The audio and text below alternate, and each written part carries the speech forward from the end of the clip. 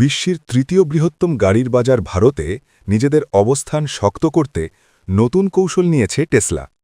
কম বিক্রির কারণে প্রতিষ্ঠানটি বাজারে এনেছে ৬ সিটের নতুন মডেল ওয়াই সংস্করণ। রয়টার্স জানায়, গত সেপ্টেম্বর থেকে এখনও পর্যন্ত মাত্র ৩৫০টি গাড়ি বিক্রি করতে পেরেছে টেসলা, যেখানে বিওয়াইডি, মার্সিডিজ বেঞ্জ ও বিএমডব্লিউ অনেক এগিয়ে। বিশেষজ্ঞদের মতে ১০০% পর্যন্ত আমদানি শুল্কই টেসলার জন্য বড় বাধা। এতে ভারতের বাজারে গাড়ির দাম তুলনামূলক বেশি হয়ে যাচ্ছে। নতুন মডেল ওয়াই একবার চার্জে চলবে প্রায় ৬৮১ কিলোমিটার।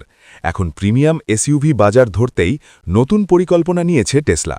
তবে বিশ্লেষকদের মতে স্থানীয় উৎপাদন ছাড়া ভারতের বাজারে টিকে থাকা টেসলার জন্য বড় চ্যালেঞ্জ হয়ে থাকবে। News desk, Bangla magazine.